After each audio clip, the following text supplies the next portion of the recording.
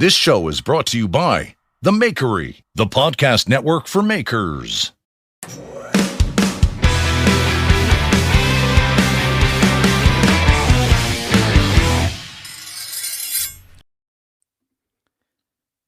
What's up? What's up, everybody? Can you guys hear me all right? Yes. We hear you well. Yeah, we hear you good. Yes. Perfect. Well, welcome to another fine episode of the Knife Talk podcast. This is a show where it's in the title, we talk knives. We answer questions. We give each other a hard time. We try to have a laugh or two. And we usually like to kick it off with a kind of checking in. You want to kick us off, Geoff? You've had a pretty productive week, my friend. I would say that this is the busiest week in a long time, and I'm.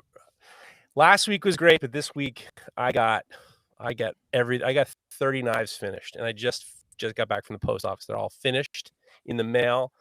30 knives down, 30 to go. So 30 to go starting Monday. I gotta keep. Oh, wow.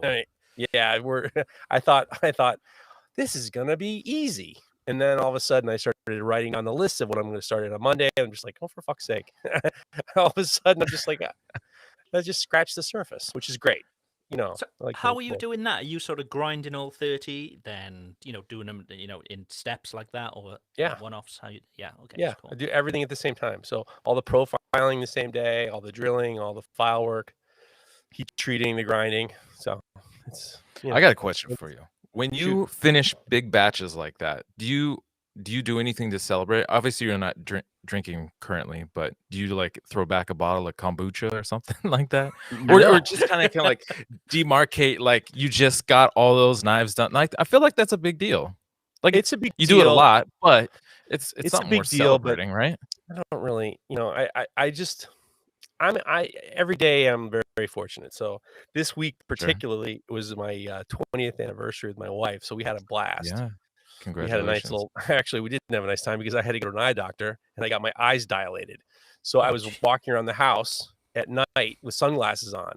And you know the old expression, the only people who walk inside with sunglasses are blind people and assholes. So I was the asshole for the night. And then I tell you, the best story of the whole week was I got a call from a text from a friend of mine saying that there's somebody down the street in the same town who inherited a building. And then in the build, like a shop. And it was a wood shop, sculpture, little tiny shop. It wasn't like a big metal shop. And they have an anvil and they wanted to know if I could help sell it. And I said, well, send me a picture of what it looks like. So they sent me this picture and the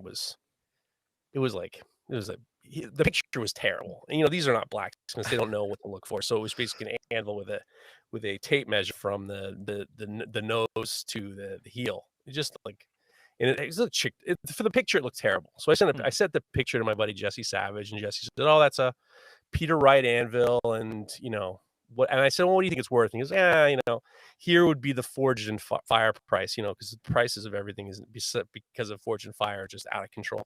And he says, here's a relatively reasonable price. And then he says, and I would knock $100 off.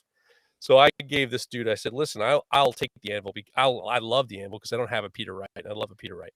And I said, and I gave him the reason why I gave him the price. I was like, the corners are bad. And he wouldn't send me any of the pictures. And I said, hey, I give you this. I'll take it off your hands. I got a blacksmith shop. I'll fix it up. I'll use it. But I mean, it's not, there's so much work that needs to be done. This is great. Come by tomorrow. I'll pick it up. So went over to the house, very lovely family. And we go in. He's like, do you know how to carry these things? I'm like, yeah, I brought a can truck with me. I said, this is not a big deal. It's a 156 pounder. And we open the door and I look at it and I immediately look at it and be like, I'm about to rob somebody, because it was really nice. I'm not really nice, but it was way more. It was worth, but they send me bad pictures. Yeah. It was worth way more than what I offered them, but they didn't know. And I looked at it and I was like, I'm about to mug a couple people right now. And we talked, we had a nice conversation. They were happy that it was going to go to a nice place. And the owners of the building, actually, and this is like, I'm old, so you guys are going to get an old story. There used to be this puppet in comedy named Lamb Chop.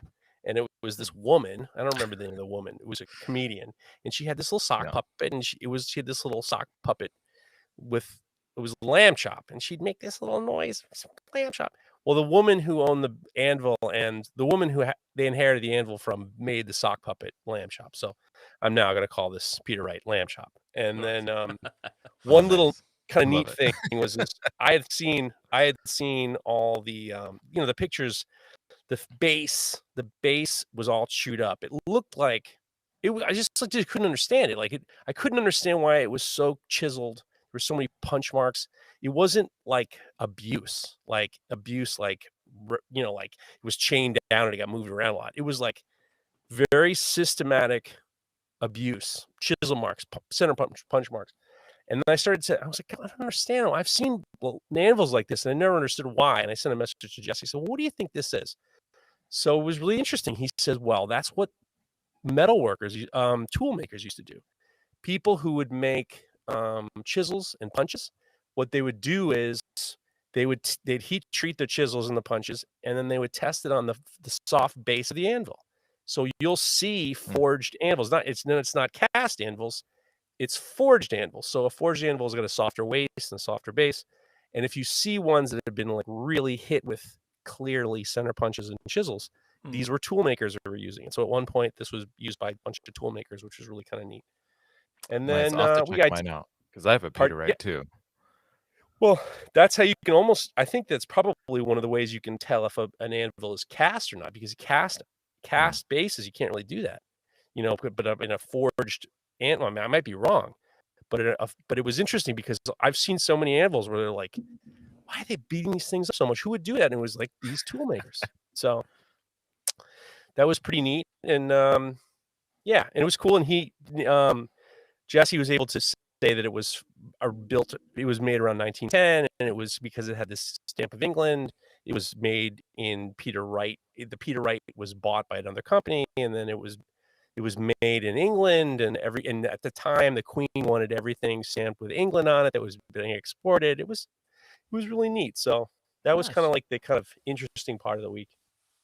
And I don't feel guilty about mugging these people, P.S. Because I'll tell you why. They're perfectly nice people. I don't know really much more to say about it than that, but they said that they were from Brooklyn. But when I asked, I said, you were born and raised in Brooklyn? This is what people do. When they've lived in Brooklyn, New York for, I don't know what the timeline is. It could be for a week. You always say you're from Brooklyn. Well, the wife was from, Montreal. The husband was from, Baltimore. You're not from Brooklyn. But they said we're from Brooklyn, and I felt like, all right, I don't feel so bad. So why Brooklyn? Why are people saying this about Brooklyn? Is it a cool place?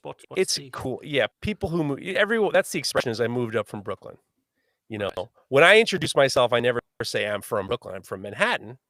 And my wife is from Wisconsin, but she lived in New York for 26 years.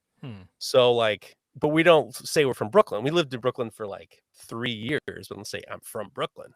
But it's very funny because these people who move to New York, if they move to Queens or Staten Island, they don't say that they're from Staten Island. They say because it's not as cool as saying you're from Brooklyn. Yeah. So it's obnoxious. So I gave them a real price. And mugged him. We got you. Yeah. They're from Brooklyn. They know how to be mugged, Mareko, your week then, what's been going on? My week has been pretty low key, actually. It's just been a bit of forging and trying to be good about taking care of my back and making sure I'm kind of babying things, not stressing it out too much. Been pretty good about and consistent about stretching, whatnot. I've been working, actually, Geoff, I've been working on that book, listening through it, and I finished it. And then I realized that the book because you sent me a link directly to the book, which was perfect. And I read through the thing and the description. And then usually in the Audible app, it offers like down below other books that you might be interested in. So before even buying it, I started hopping around and looking at all the different kind of books and stuff. And I was like, all right, I'm going to go back and get the book. I get the book. I listen to the thing. And it's like an 8-hour book or something like that. And then I look at the title again and I realize it's the same author, but the book I listened to was a follow-up to the one you sent me. So I actually clicked the wrong book and listened to the wrong book. Fortunately, in Audible, you can return it. And so I returned it and I got the other book. But The book I listened to was basically like a bunch of case studies, basically kind of verifying his system or his processes, that he came up with for all the back stuff. But Yeah. so that's going good. I ended how up has the getting back a been this week? Sorry, go on, Jeff. I was just going to say, I ended up after this, it was Dr. Sarno's books. I got a number of messages saying they read Dr. Sarno's books and it's really, really helped them. So I'm really, I'm Nice. getting, I mean, probably 4 or 5 people reached out to me to say that was a really good recommendation. So I hope it really helps. And it's, if you don't have Cool. to like go to like a knuckle cracker in a strip mall, I mean, we all win, right? And those Amazon I like the affiliate knuckle links, you need to crackers. get on. You need to get onto that, Jeff. I know. Yeah, we gotta get Audible as a sponsor for the show. No, Yeah, they do every other podcast. Yeah. no. So how has the back been this week anyway, Mareko? Has it been better? The or- back has been good. Oh, cool. The back's been That's good. to hear. A little tight, but nothing painful. Good. So I just been trying to take care of stretching it, and again, like not taking it too hard or trying to move heavy things, which I have a tendency to just grab something and try to move it. And that being said, I did pick up a new oven off the side of the road. Talk about shitting up your shop with crap. But it's like some people down the street or a few blocks down, we're doing a remodel, and this is like a kind of, it's probably from like the early 90s. It still works. It's just they're replacing with like some brushed stainless steel or something like this. It's like an old white Frigidaire. And it's crazy. It's got like the big oven, then it's got like a small little side oven, and then 4 burners on top. But I actually really like I've had ovens in the shop before, especially when I was in Connecticut, and then my shop before this. Before I moved to Connecticut, I had an oven, and it's just handy for heating stuff up or baking stuff off or warming up lunch or whatever you got. Yeah. Cool. Yeah. Cool. Okay. Well, my week. I'm preparing to go back to Wales on Sunday. We're driving through the night on Sunday. So it's been a lot of getting knives out, getting them finished and out. I've got a bunch that I'm taking back to the UK with me to post from there for those in the UK as well. So yeah, it's been all hands on deck. My wife has she's had the kids virtually all week, so she's been out and about with them, and we've had some nice weather and so on. So it's been nice to have some quality time here in the shop. So yeah, so that's all good. I've been thinking what I'm going to do when I'm in the UK, because I've got 10 days of, well, basically self-isolation where I can't go out even out of the house, and I had to have my COVID test today, and it was one of the old school early ones where they take it right up your nose and scrape a bit of your brain out, it was the worst. But yeah, so I've been thinking, what am I going to do while I'm in the UK for all this time? And I was looking through a few emails, and I've had quite a few recently from customers saying, what's the best way to look after this knife? Or, where could I go for some good sort of knife cutting techniques and all that kind of thing? And I generally send them to YouTube. There's a Jamie Oliver video where he shows different techniques for using a chef knife and so on. And I thought, well, why don't I combine both of these? So almost like a manual for one of my knives, which I can send with all the knives, which shows you how to look after the knife and some basic tips, that kind of thing. And I thought, well, I've got 10 days doing nothing, so why don't I turn this into a bit more of a sort of a book kind of thing? And my mind just started racing, and before you know it, I was like, yeah, this is it, I'm going to do a book. So I've gone through a number of titles already within 2 days, but we've settled on today. It's going to be called the Chef Knife Handbook. So anybody who buys a knife from me will get the book bundled in with it, and it's going to be, the care guide for the knife as well as these, tips and so on. But I'll also have it for sale as well separately, so anybody can go on and buy the book, and it'll have, ISBN number, a barcode. It'll be available on Amazon as well. But anybody who does buy a book from me, it's going to come, straight with them as well, as a nice sort of side thing with the book, but also it's got some valuable information on looking after the knives and so on. But it won't be specific to my knife. It'll be, chef knives in general. So, yeah, so I am going to be busy. There's 10 days where I thought I'm not going to have much to do. I'm going to have a lot to do, which is pretty cool. So I've already come up with the title of the book, a rough synopsis of various chapters. I've got some weird dude who's going to do some illustrations for me for the book. Geoff, thank you very much. So Jeff's going to be the illustrator for the book with his That sort of signature style of his, of the watercolors and so on. So it's going to be cool. So it's going to be called Go Chop. And But it's going to be the Chef Knife Handbook. It's gonna, yeah. The Chef Knife Handbook is like the strap line to it, but it's going to be called Go. It's going to be called Go Chop. It's going to be called Go Chop. But then the Chef Knife Handbook is, well, what is it? It's the Chef Knife Handbook. That's what it is. So yeah, I'm going to be very busy. I'm really looking forward to it, and yes, I've already done a lot already. Just over the last 2 days. But yeah, it's going to be exciting. It's going to be. I think it's probably going to be aiming for around about 300 pages. Wow. And a smallish book that'll fit in the Oh, boy. packaging that I already have for my chef knives. So it'll be a nice little package then. When you get a knife, you'll have this whole package of how to use it, some techniques and extra bits and pieces. So yeah, it's going to be cool. 300 pages. What are you going to have in there? Loads of blank Lots of pages. pictures. Yeah. So I put All of something a up on sudden, I'm like, how many goddamn pictures do I have to draw? I Fuck put me, I'm something like, up on. oh my god, 300 pages. What the fuck am I going to do now? I put something up, just like a rough version of the cover on Instagram, because I got excited. And I'm like, yeah, I need to show people what I'm going to be doing. And Ben Snur replied. He said, well, if it's all about techniques and cutting, he said, just have them all as blank pages. And the first thing is, cut this paper. If he doesn't cut this paper, go back to page 1. And yeah, which was quite cool. So it might have some blank pages at the end, just as some practice lines for cutting, maybe. That's funny. That's really funny. Grateful Knives in the chat has just said he's followed our example and he's bought an even heat, which is good to hear. So this may be a good time for us to hear. Knife Talk is sponsored by Even Heat, the manufacturers of the finest heat treat ovens available.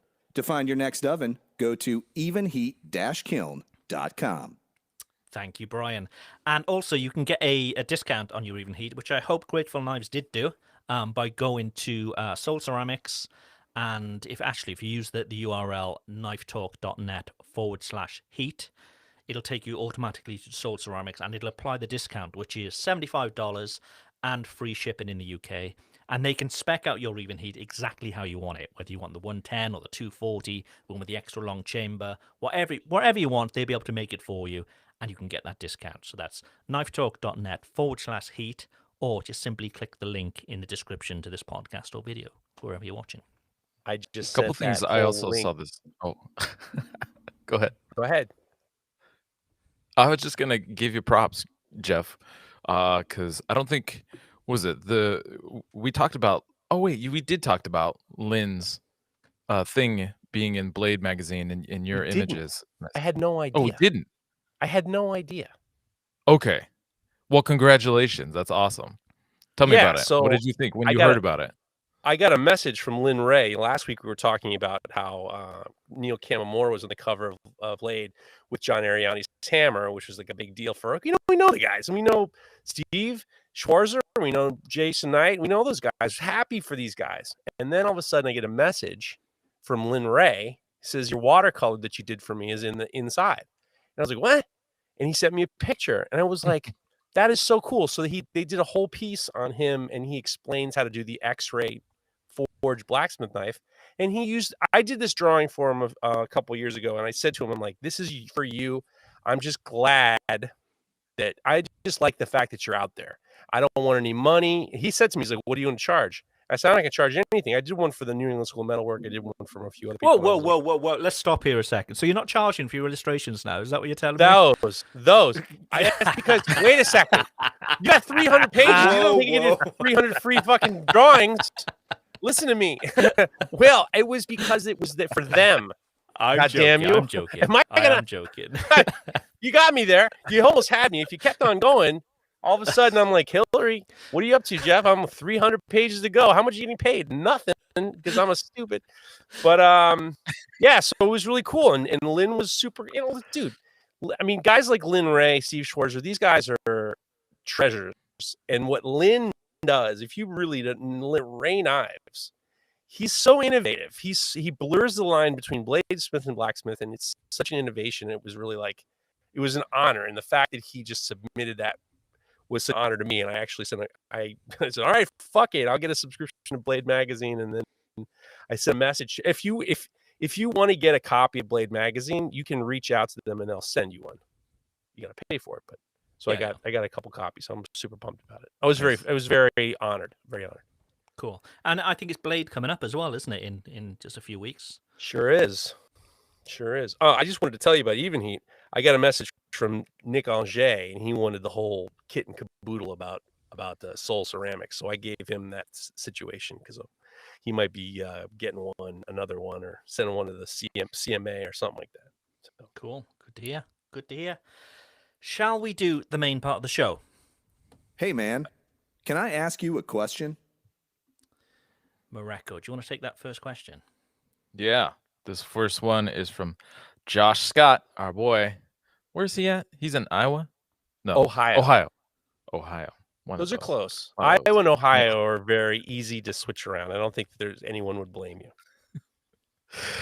He says, you're each successful in your own right. So what's one thing that contributes to that success? Josh Scott Knives out. Geoff, you successful, sexy man, you. What do you... Number one, you can't start patting yourself on the back. That's number one. So I don't do that. Like when you were asking me if I celebrate, no, I didn't celebrate at all. I think it's very, very important to be disciplined, and you got to throw out hope. Hope has got to go. You have to do No it. frills fader. Fucking no frills. No, don't just get back to it, and don't rest on your laurels. And you got, and talk is cheap. You got to do what you say. If you say it, you got to do it. And I feel very strongly about you got to do whatever it takes, because everyone's rooting against you. You got to some people are rooting against you. You got to prove them wrong. A little spite's good. So that's just. So bear that down to one sentence. So just be crack on, head down, and be disciplined. And enjoy the spite. Right. Make them pay. That's the other thing. I'd say, and it's something that the three of us have in common. The three of us have wives that are not only supportive, but massively supportive. But certainly in my case, I couldn't be doing this if it weren't for my wife. Really bringing in the money, because I'm not bringing in that much money, just making knives, and also just helping out with a lot of the admin work and that kind of thing. And I know Mareko's wife does a lot with him as well. So behind every sort of knife maker, I think you need somebody to back you up. You can't do it all. So I think the three of us are really fortunate in that respect. What else? I'd say, again, something the three of us have in common. I'd say the three of us are sort of creative outside of making knives in some way. We're always sort of doing other stuff. So I think we maybe got that mindset of we need to be making stuff.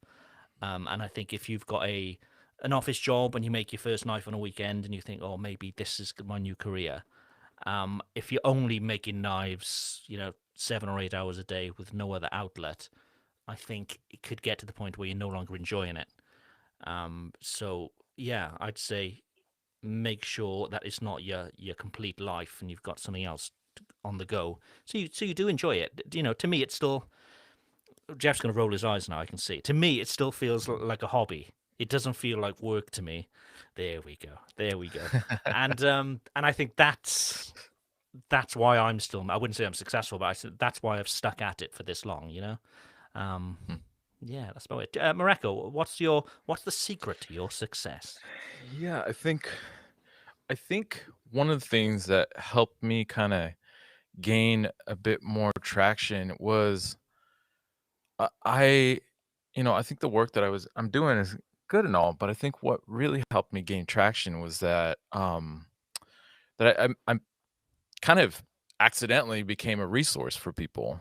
At first, through my Instagram posts, I was trying to show, my process, because what would happen at shows so often was that people would be walking by my table, they would see what was on my table, and they'd be like, wow, that price point, like, why is it so expensive for just a chef's knife? And I could have just told them, it's basically the same amount of work as a fucking Bowie knife. It's just in the form of a chef's knife. But I went through and I was explaining everything. And then I realized, if So I it's your did charm this, then. That's why they're buying from you, yeah, because of your charm. exactly. I realized if I explain some of this stuff through my social media, that it would help kind of shortcut that conversation, kind of nip it in the bud in a way. And what happened, which I didn't really think about, is that while I was trying to inform my potential customers who would find me through social media, what I was also doing was helping other makers, and it was through becoming a resource in a way. Makers started following me. They were sharing my posts with other makers. People were asking a lot of questions, having conversation. And so it was kind of, I think, what has lent to my success and continues to lend to my success is being a resource and helpful to the community of bladesmiths and knife makers, Yeah. like we're doing right now. Yeah, and I think so. Yeah. I'm going to take a question from the chat that we've had, and it's from Solid Snake 1229. My daughter, who's 11, has said she thinks the knife making looks interesting and she'd like to try. I don't have my Ford set up yet, but what would be a good way to ease her into it and keep her interested? I think just another Ben, also in the chat, has come up with a good response there. Get a knife making kit to start with. So I think USA Knife Maker, and there's a bunch of others that you'll be able to buy a kit from, where you're Sure. literally just assembling the knife. Great And, idea. If I was 11 and I did that and I had this finished sort of product in my hand, I'd be thinking I was top dog. I think that was amazing. So, a knife kit, maybe that's a good way to go. Aside from that, just start with, I don't know, 800 layer Damascus to begin with. And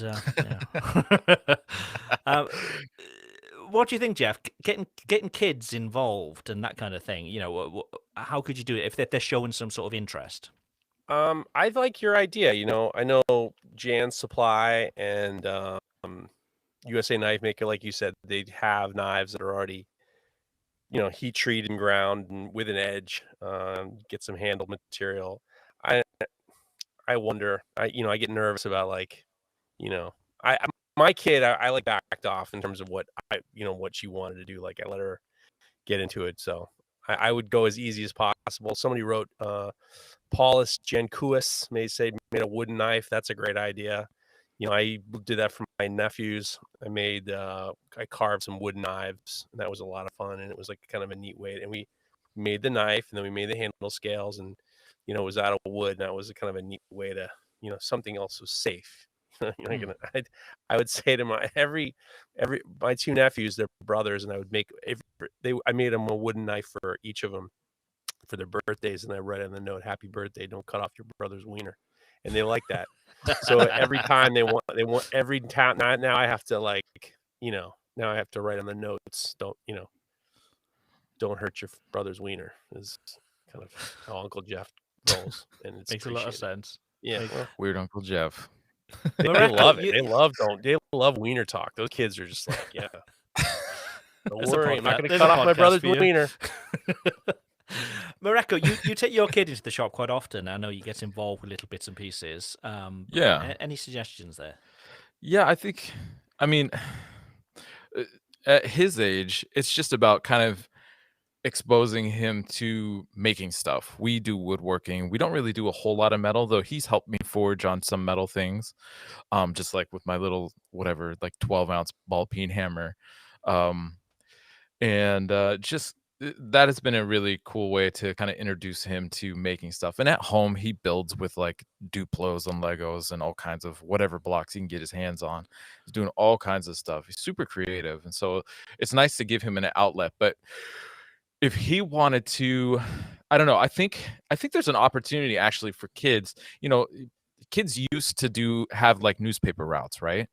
And nowadays, I think there's an opportunity for kids it's like if they really want to start getting a knife making, a knife isn't really very useful unless it's sharp, and learning how to sharpen is a lot more accessible these days, especially with some of the machines or these kind of like fixed jigs that clamp the blade, and you just have like the stone, the Dynabrade stone or whatever those are called, and sharpen a knife. And I could see a kid turning that into like, they go around and basically like a paper route, but pick up knives, sharpen them either there or bring them home and then take them back and do a delivery thing. But a sharp knife is super, super useful. And you don't have much of a knife unless it's sharp. And it's also very, especially with some of those fixed sharpening systems, where the blade's not moving, you're only actually like moving the stone to sharpen the knife. It's this very kind of safe way to get the kids interacting with the knives and teaching them something that's really like necessary for ultimately making a good knife. Yeah, it's a good one. Good one. I'll take another chat that we've had from Instagram this week. So if you do have questions, Contact us via DM at Knife Talk Podcast on Instagram. It's that easy. and Francesco Mucci did exactly that. So we're Knife Talk Podcast on Instagram, by the way. He says, "Hi guys, I have a quick question. Would you suggest a scalloped edge or pointy serrations for sourdough bread? Thank you for the show. Cheers." That's a good question because I've got a bunch of bread knives here. One that I've made myself, which has got really, really pointy serrations on it. And I've just got like a really shitty shop bought one, which I've had for years and years, with a much softer sort of scalloped edge. So, you still got the serrations, but they're rounded off as opposed to really spiky. And there's definitely a use for both. I don't think when it comes to serrated knives that one knife does it all. But I think particularly with sourdough, where you're going to get a really crusty crust on it, that hard, crispy edge. I do think something with more sort of spiky serrations definitely helps. But I mean, you both of you guys make serrated knives too. Geoff, what have you got there?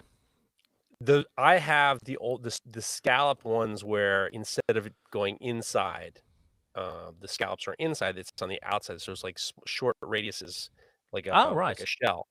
Those aren't really good for bread because you kind of need a little bit of tooth. I think the problem that a lot of knife makers make is they think when you're doing a serrated knife that it should be like a jigsaw or like a sawzall blade or something, and you don't need it to be very aggressive.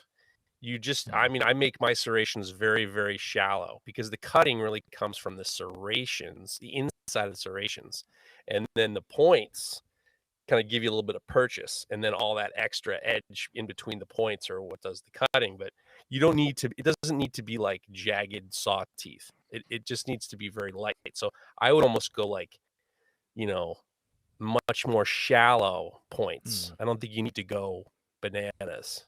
That's my opinion. I would do a very light, not a very shallow toothed serration. Okay, cool. Nice. Mareko, your serrations, is there any particular style? Do you always do the same, or do you mix it up a bit? Yeah, honestly, I've only done serrations once, or at least cut the serrations once a few years back. And I did them it's the first time I ever did them. So they were very aggressive, like Geoff is saying not to do.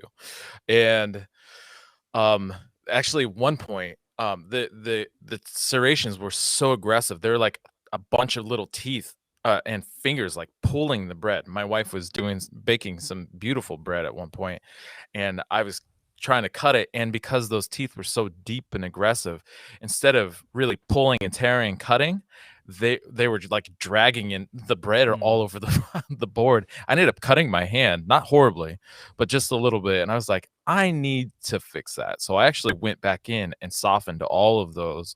So now it's a combination of serrations and scallops, and it works great now. But yeah, I found that the key is to keep those serrations as shallow as possible.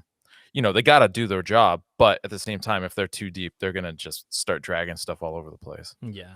But Yeah, the one knife you lent me for the Epicurious wasn't that jagged. That's that knife, and that is after I had tuned it up, actually. Okay. Yeah. Okay.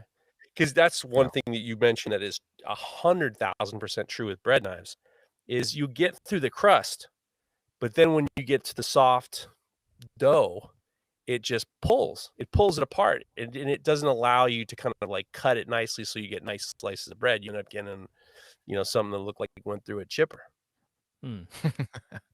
Yeah.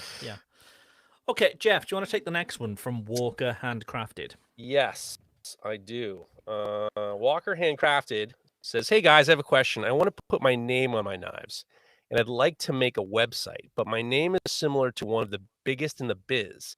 I'd like to use Walker Knife Co. Is this a stretch knowing that Michael Walker, inventor of the liner lock, per my understanding, is the same last name?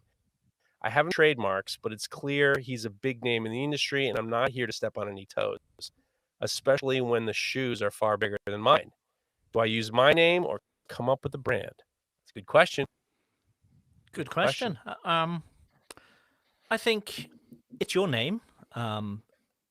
That's one of the things that, I mean, there are advantages to the name that I picked for mine, Chop, because it's quite descriptive of what I do. But what I do find is when people are searching for things, people search for chop knives. There's 1,000,001 references to a knife used for chopping before it gets to me. So I think using your name is smart, and both Geoff and Mareko have done that. And I don't think you're stepping on his toe by calling it Walker Knife Company. You're not trying to pass yourself off as him. I'll be completely honest, I'd never heard of the name before myself anyway. But I know very little about knives. but I'll be honest with you. what does that I make my mean? knives. I know very little about the outside world. But I think most your customers won't know that either. That's something else to think of. But I think it's your name. You trade under your name. As long as you're not trying to pass yours off as somebody else's, I think you're good to go. Yeah, I think that's key, is just being clear and transparent. I think Craig has experienced there are people who are just fucking lazy, and it's easy to kind of capitalize off the kind of brand that maybe somebody else has already done. And I think if you're just trying to be clear, and for Walker Knife Co., if you use a different font or different stylization or organization of the words or whatever, like, that should be easy enough for anybody. Because your name is your name, and honestly, names are actually, they're very hard to what is it? They're very hard to trademark, I believe, because they belong to people. You can't. It's kind of like that fair usage kind of thing. Like, I can't trademark Malmasi. As unique as Malmasi is, there are other Malmasis out in the world, and I cannot trademark Malmasi. But I think it depends on how you plan on seeing your business go.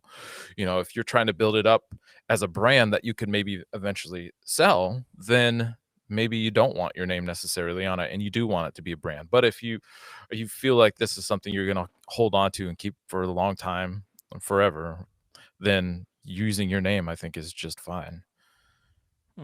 Even if somebody else has a similar or the same last name. Yeah, and we've talked in the past about sort of trademarking and copywriting and stuff as well.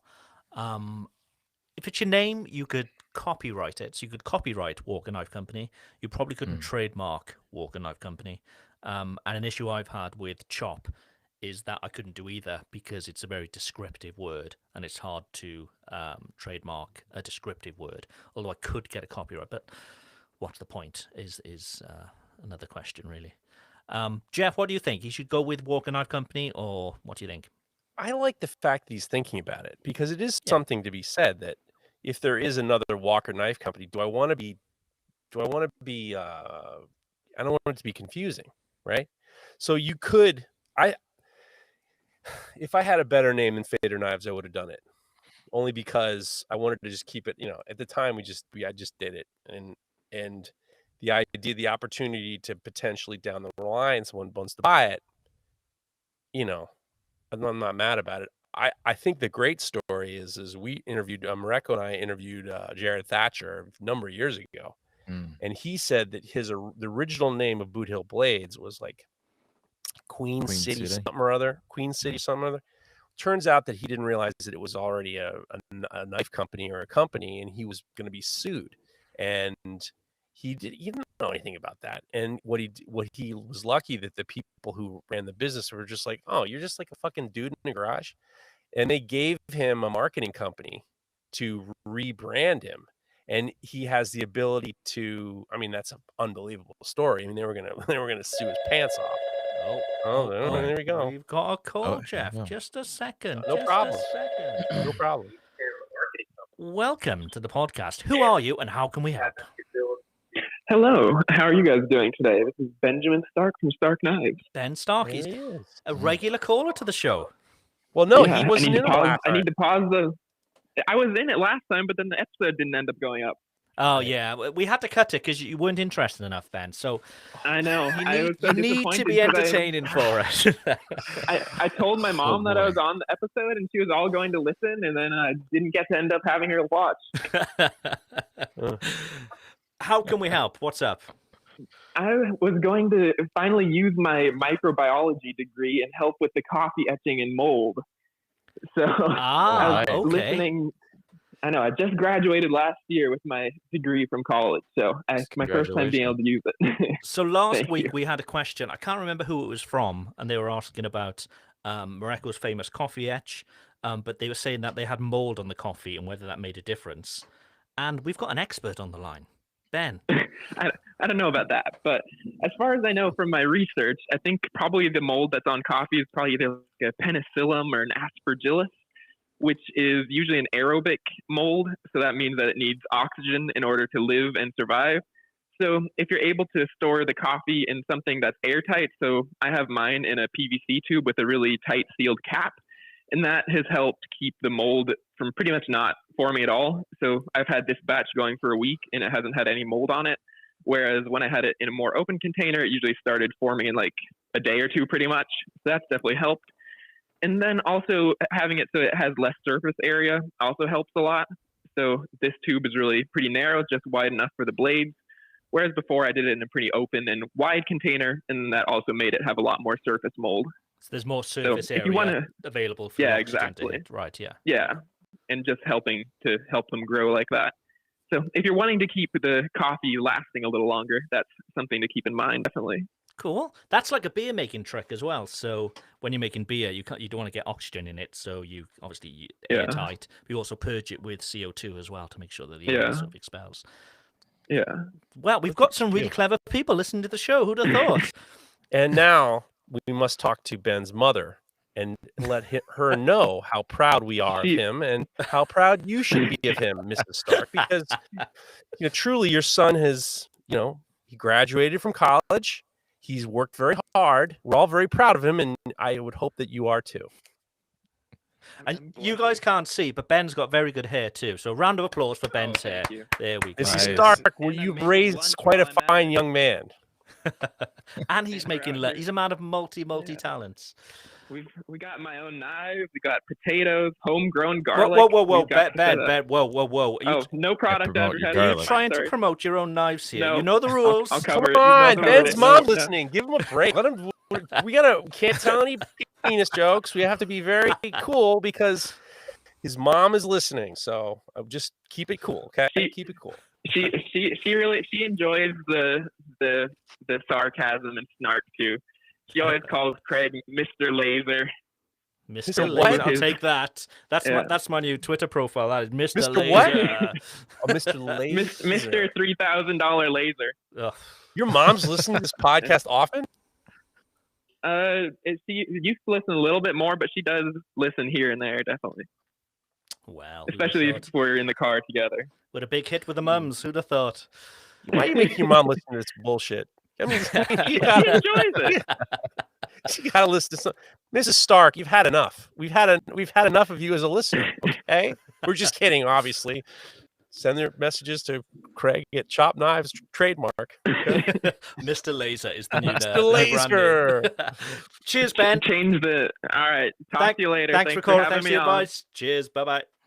And Mrs. Stark, that was not a hang up. We were very polite with your son. We were very polite. Very I polite. think we should talk to That was a Mrs. great Stark for call. the rest of the show. I think that's gonna be my move. I think the rest of I'm gonna every time we talk, I'm going to showcase Mrs. Stark and make sure she's still listening. Sidebar her every few minutes. Yeah, did you hear that one, Mrs. Stark? That was a good one. We'll explain jokes. It'll be great. So Ben just mentioned about eliminating mold from coffee if you're doing coffee etches. And Francesco Mucci, who we answered a question with earlier, has just said he etched a knife with moldy coffee. After taking the mold off, and the colors and the definition are awesome. So yeah, he just removed the mold and it was fine, good to go. So Yeah. But yeah, it's nice to know we've got some clever people on the show listening. For sure. I have to tell Oh. Mareko that I made a huge mistake because I did the trick where you'd get the PVC pipe and then you get the bottom cap. That and trick then with the PVC pipe, eh? No, easy. I mean, come on, we got moms Stark's listening to listening. this show, for God's sake. And Sorry, then Mrs. I Stark. put it- We're sorry. Yeah, used to be Mrs. Stelter, now it's Mrs. Stark. What are we doing? Running a PTA here? Jesus Christ! But I put them all. I put all my tubes in a bucket and I fill it with sand, and now I got the coffee thing in the sand. I can't pull the damn thing out. Oh, That's smart. interesting. You got a wet dry vac? Yeah, it's a good idea. It's a good idea. That'd be Wet dry gross. vac is a great idea.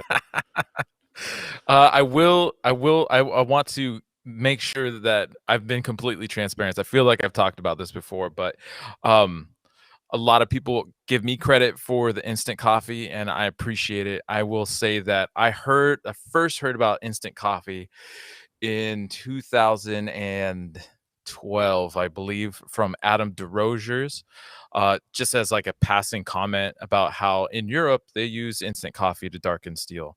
That was the end of the conversation. And so I, at that point, I hadn't really done anything. It was a couple of years after that I started playing with the instant coffee, and there's no information online. So I was just doing my own experimenting. And then I finally felt like I was getting a consistent result. And that's when I started talking and sharing about it. And that's that. But I just want to be clear that it's not, I wasn't the first one to do instant coffee or anything. I would hate for anybody to think that I'm No just worries. trying to take credit for something or whatever. Mrs. Stark you know? called you Mr. Coffee. Oh, Jesus. The man with the This is- beans. That's what she calls you. The man with the beans. Hey, Mr. Blazer, Mr. Coffee, and I guess I'm Uncle Asshole. I guess I don't know what else. I don't know what else there is to it. Okay, let's take another question. Baltic Blade, so I think is in the chat room with us actually.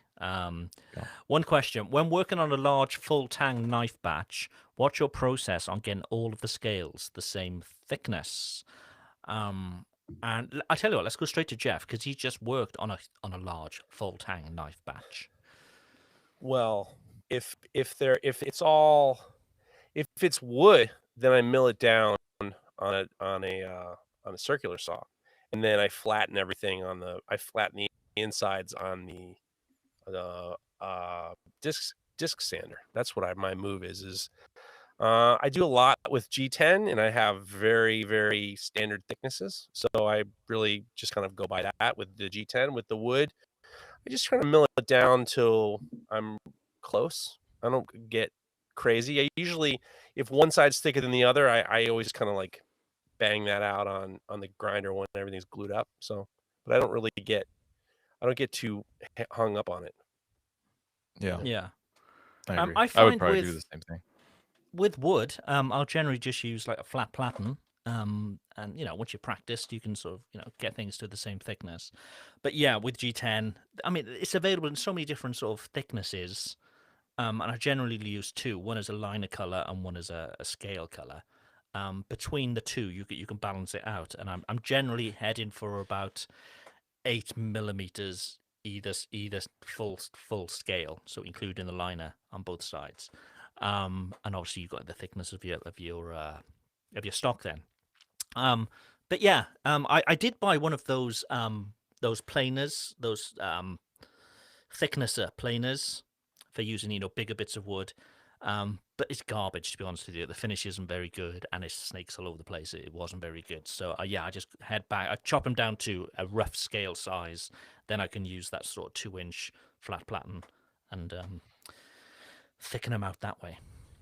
Mareko, any sort of tips? I mean, you don't really do full tang stuff, do you? You normally do, hidden tang stuff. No, I only did it for 3 years working for Bob Kramer. But I mean, that's not Oh very yes, I honest, forgot though. about that. Yeah. How soon you forget? And I've done a few on my here on my own in my shop, the Smith and Bard style, and honestly, I'm with Jeff. Except for I don't have a table saw. I just use a bandsaw, and I set up a fence and I rip them down to whatever thickness. I clean up the inside that's going to come into contact with the tang, and then if there's like a little bit of variance on the thickness from side to side, I just eyeball cleaning it up on the grinder before I start the handle shaping. Yeah. I don't muss or fuss about it too much. Makes sense. I mean, you could use a disc sander, and somebody's just asked the question. And I think, Jeff, you're the perfect person to answer this question.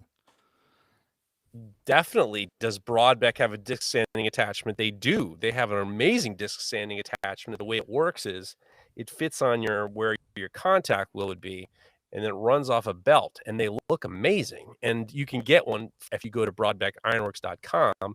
You put in promo code KNIFETALK10, and you're going to get 10% off. Broadbeck's got great stuff. All their attachments are very user friendly. Even if you didn't have a Broadbeck, you can get that disc sander attachment if you got a whatever the tubing is, what is it, inch and a quarter, inch and a half, whatever it is, get it for your own. And, perfect. Or all the other attachments, but the Broadbeck Ironworks grinder is great. And if you saw the people who were sponsored who are using Broadbeck Ironworks, it is pretty impressive. So go to broadbeckironworks.com, put in promo code KNIFETALK10, get you 10% off all your orders.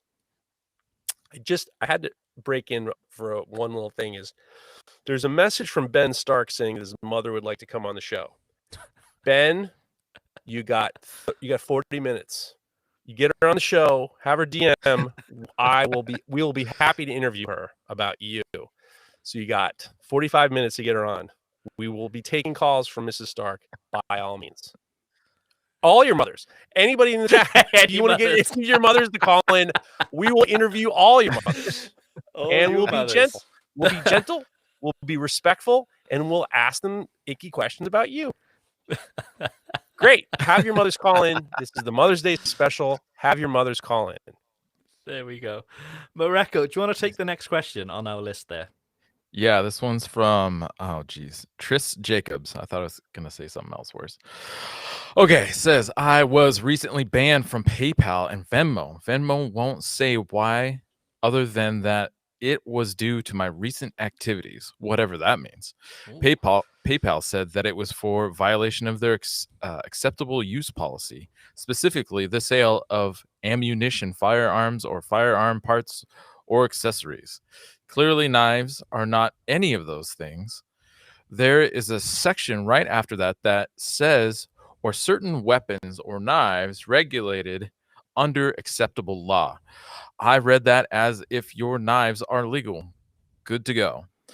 Oh, sorry. I read that as if your knives are... Okay, I did say that right. Okay. Clearly, I was wrong, as I can never use their service again, and they won't hear me out for explanation.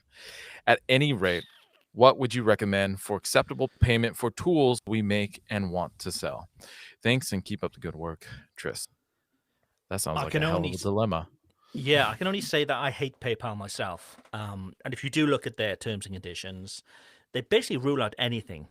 You can't really sell anything on PayPal. That's what their terms and conditions say. So if you are selling on them, they're okay with that. But what it does mean is if they've got any issue with you at all, they can pull it and say, well, it's in the terms and conditions. So right. I just don't like them. And I've had in the past, they've held onto money of mine for a long time. They take big fees and all the rest of it. But I assume you mean you're taking payments online. So if you are taking payments online, there are multiple ways to do that. So I don't know how your website is built, what it's using, but if you're using something like Shopify or Squarespace, they will give you alternatives to PayPal. And most of them are powered via Stripe. So Shopify payments are, I think, Squarespace. They call it Squarespace payments, but they're powered by Stripe as well. And I'm a huge fan of Stripe. Stripe is just the best for taking online payments. I know the founders from years ago. They're Irish. And, they were web developers basically, and they just found that PayPal was particularly for event organizers. They would hold on to a lot of money, and they were event organizers in the web community. So they set up Stripe basically just for their own events. And it took off, and it's worth billions now. It's amazing. But wow. There are a great bunch of people there. Their fees are probably this sounds like an ad for Stripe. It really isn't, but their fees are the lowest. And yeah, they're there to help small businesses take payments. So yeah, use Stripe if you can. As I say, Shopify Payments is powered by Stripe, and I think Squarespace Payments are too.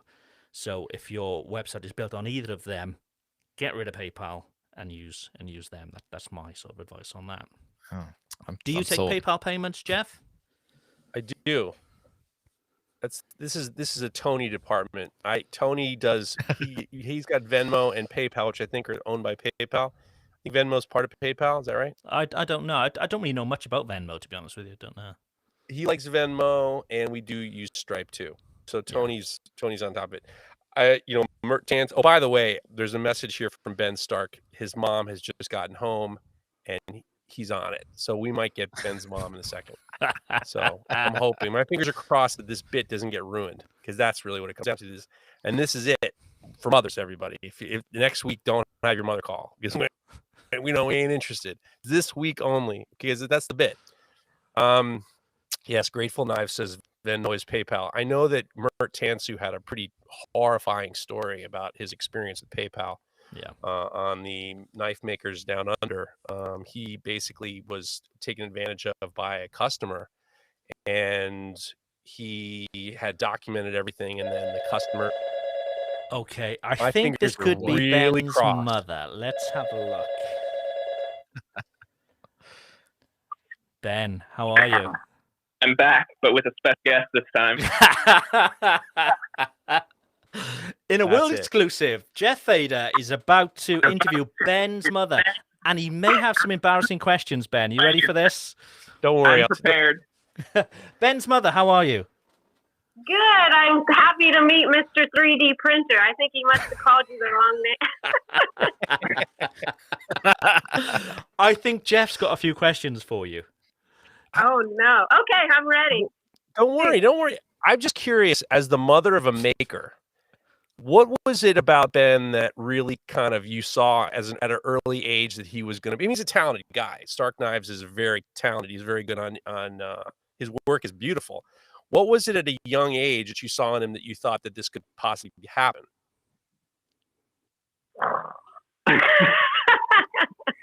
That's really deep.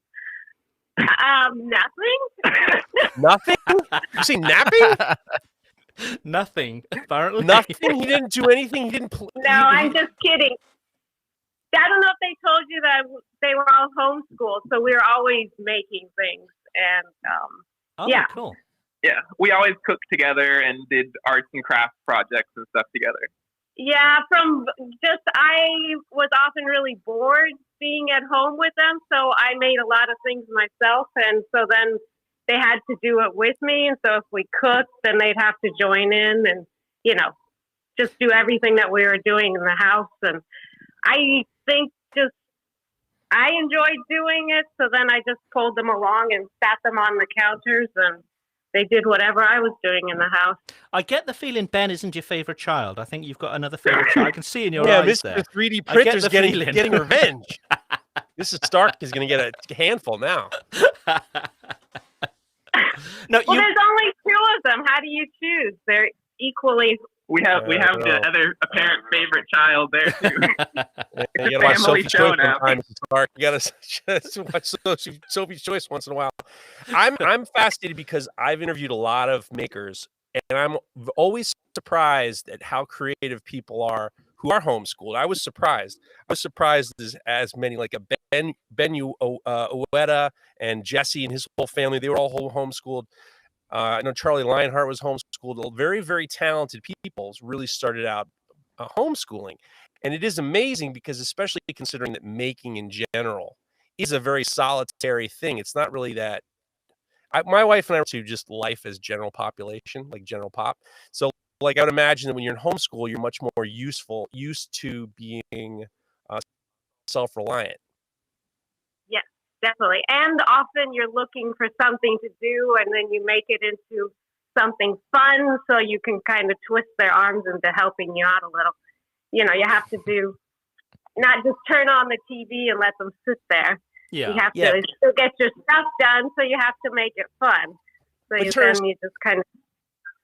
But he turns Go to you and ahead. says, "Mom, I'm going to start making knives." And then what do you say?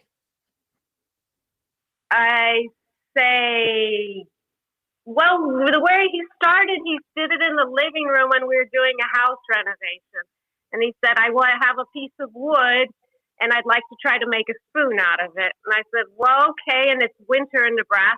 So I said, you can do it in the house. And I had no clue that it would be such a mess. But since we were making floors, it was okay. And then, yeah, there were a lot of tears, but I said, well, you know, as long as it's just like $200 at a time, if you keep at it, you know. I remember the first time he got his little bandsaw. Well, no, it wasn't a bandsaw. Well, hacksaw, but also Don't that. correct your mother. Don't be fixer. fresh to your mother, Ben. Don't be fresh to your mother. Let your mother talk, okay?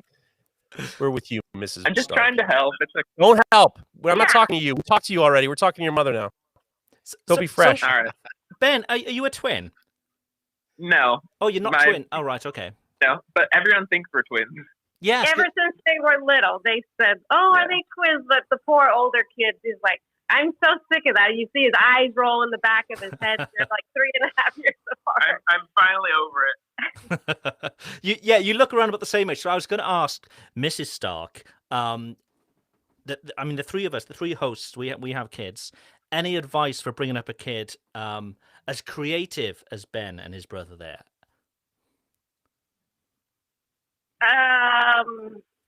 Be willing to clean up the mess. Come on. I have one last question for you, Mrs. Stark. You've been very forthright, and I appreciate Yeah, it. We you know, appreciate you can call me Kristen. Yeah, but Mrs. Stark's so much better. Mrs. Stark is my husband's mom or somebody. All right. Okay, Kristen, here's the question for you. Yeah. And I want you to be Okay. honest. We want to hear the most embarrassing story about your son, Ben, right now.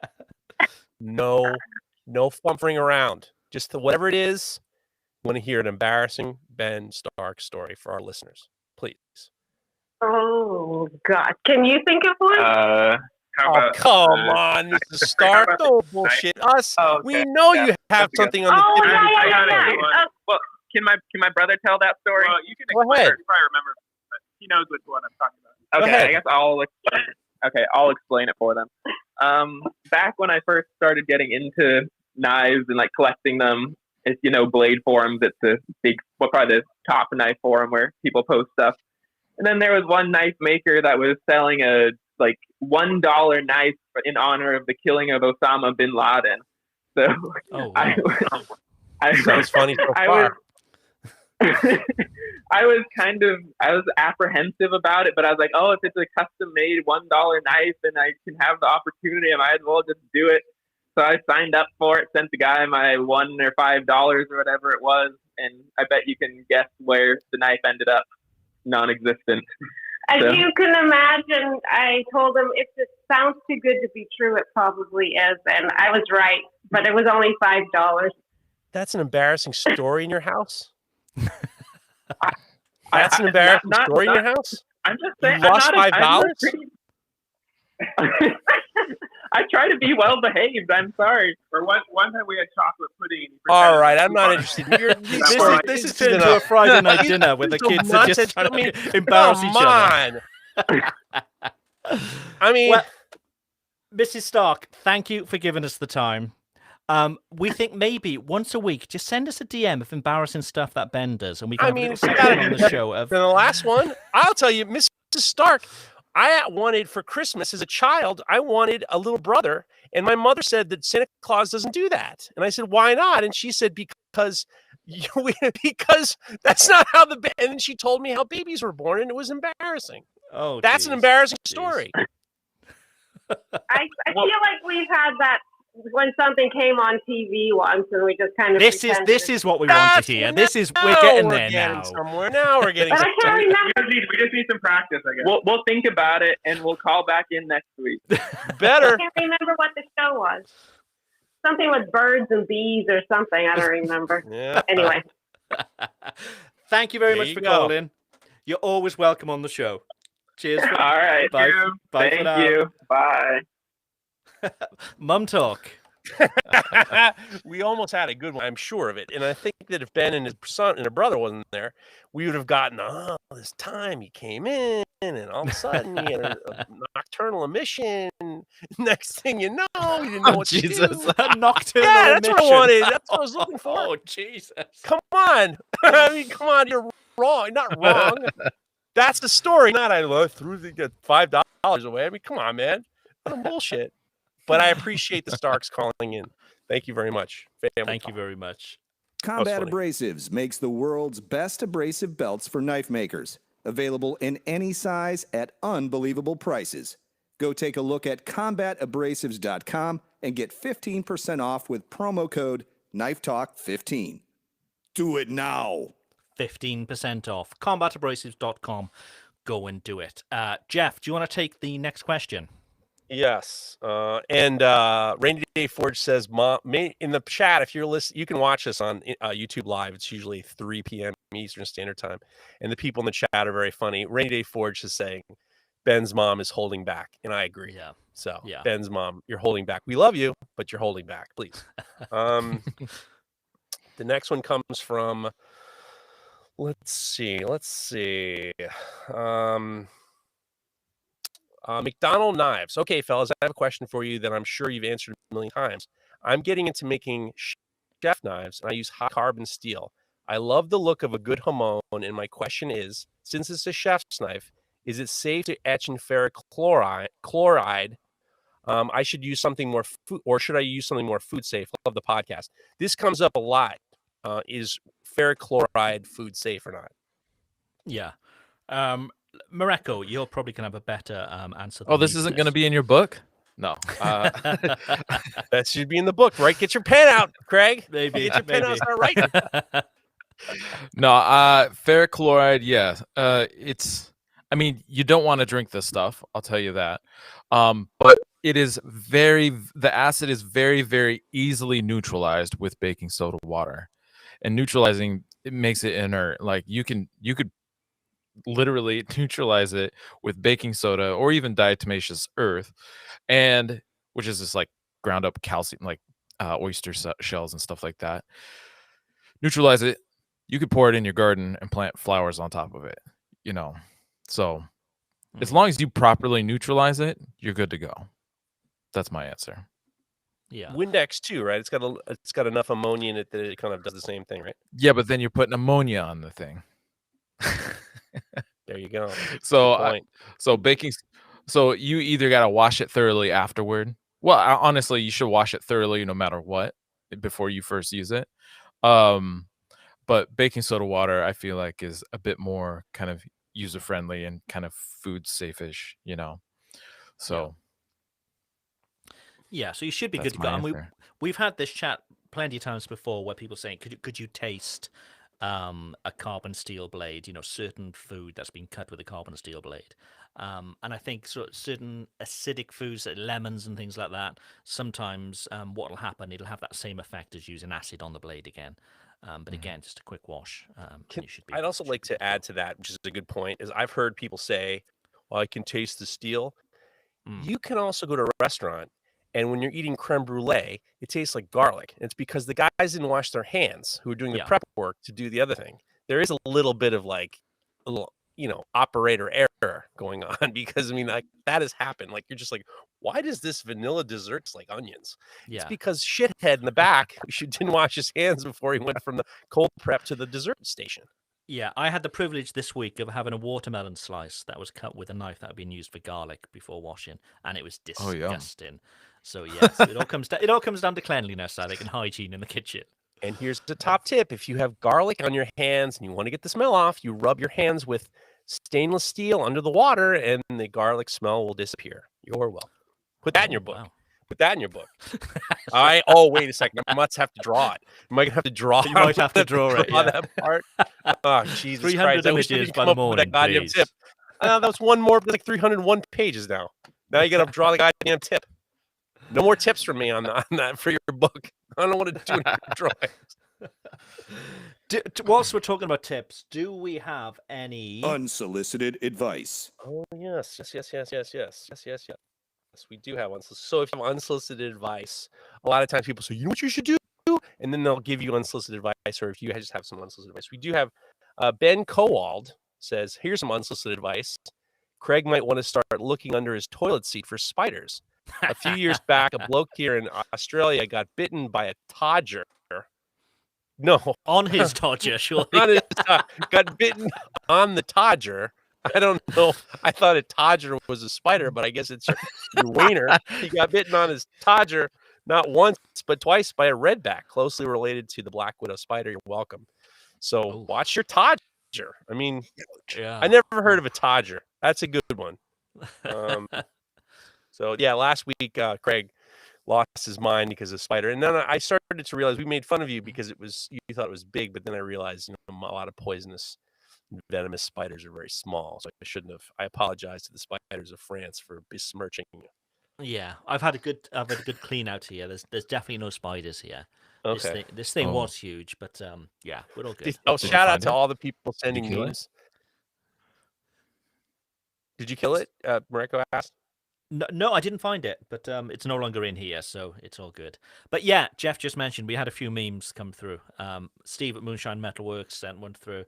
My hair looked great in that. I've never had such dark hair. It looked good.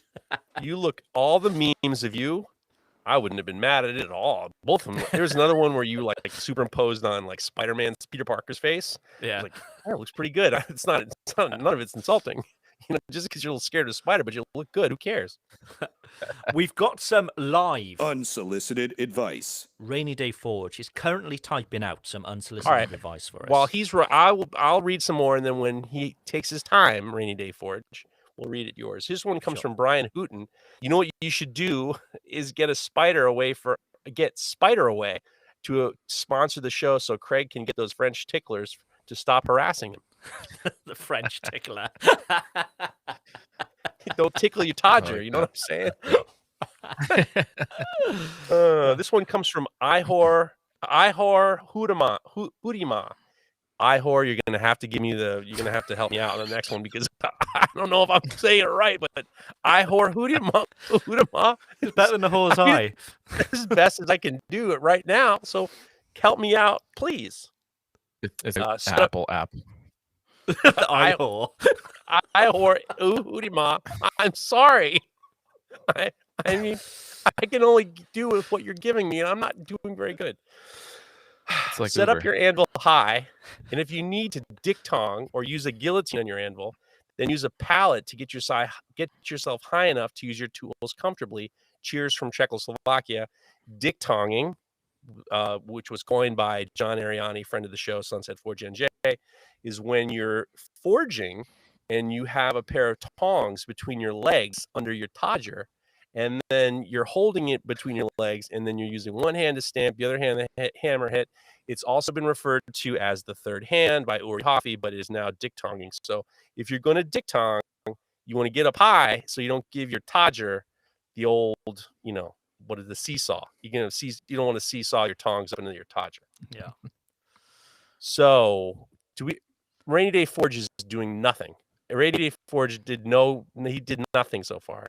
But Grateful Knives has some unsolicited advice in the comments in the chat section. To cool down your even heat more quickly for tempering, put some room temperature massive solid steel bars in there to draw out the heat of the stones.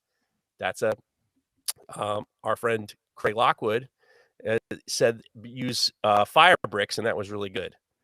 Okay, yeah. Rainy Day Forge has finally got himself squared away. Buy a time clock to track the time, invest in projects.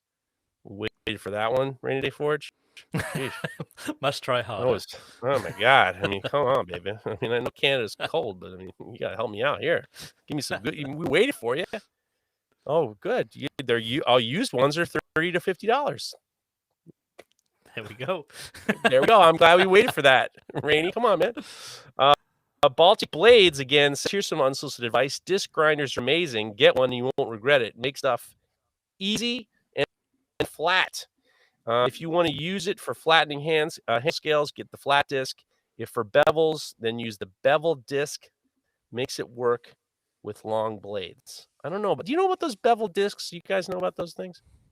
beveled No. discs. No. They have some with a little bit of like angle to them. I'm not 100% sure their value, but maybe someday. And then Leonardo Lee has got some advice. Leonardo Lee also has that great voice, one of our first callers with his incredible voice, and it does the voice work for Full Blast. He writes, here's some unsolicited advice.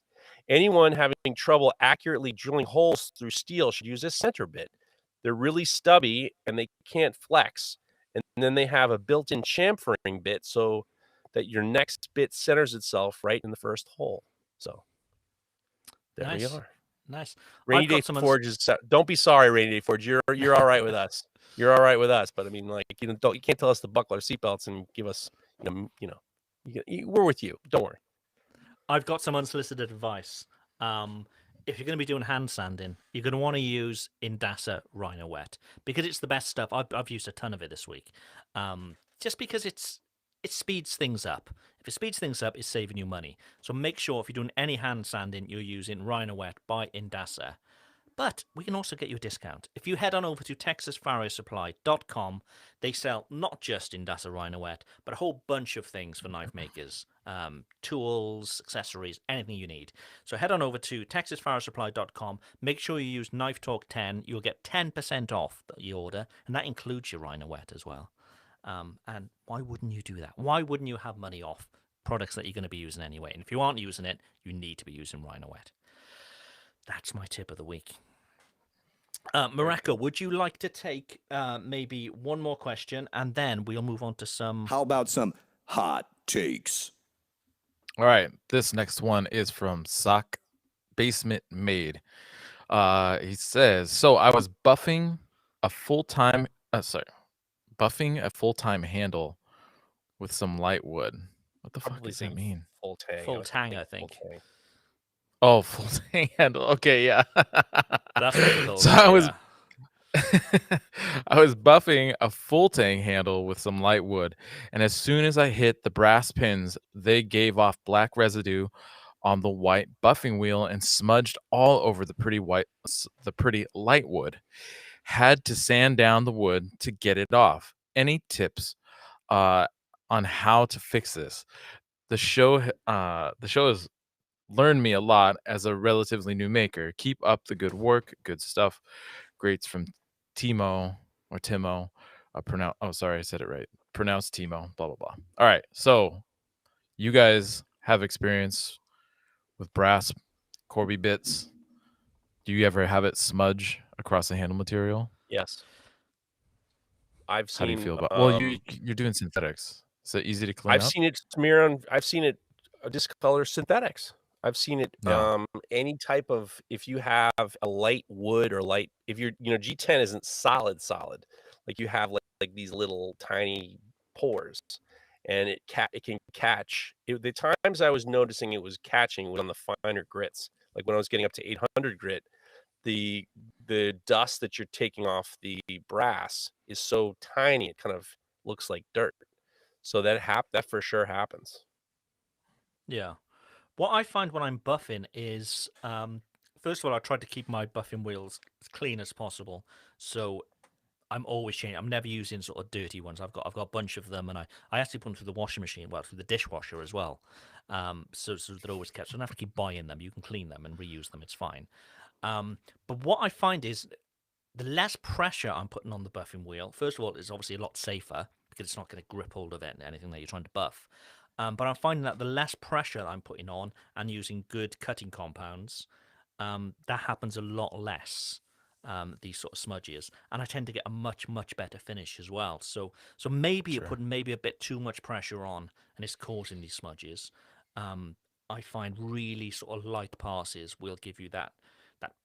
I mean, you shouldn't be using your buffer to get rid of any marks anyway. You're not using the buffer just to give it that final polish. So don't crank into it. Just give it a real sort of a light sort of almost a feathering on the material, and you'll find that. Well, I certainly find that I don't get any of these smudges. Yeah, I agree with Craig. I wish you'd played your sexy music when you were talking about feathering the wood. I kind of thought that it was that's right.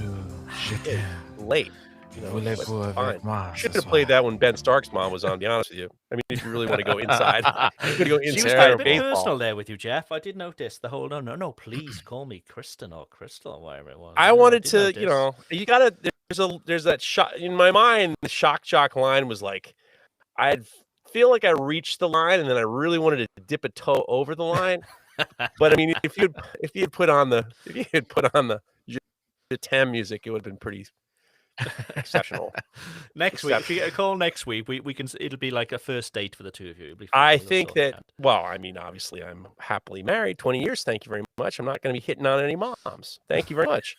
But I mean, that doesn't mean we can't. If you want to have your mom call up next week, we're going to put on the sexy music and we're going to talk to her and ask her what your problems are.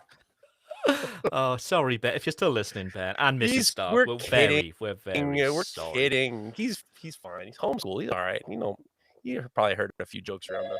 Oh, there we've she got a call. is. We're in We've trouble. got a Get call. that button. She could be ringing back. Let's have a look. I'm in trouble now.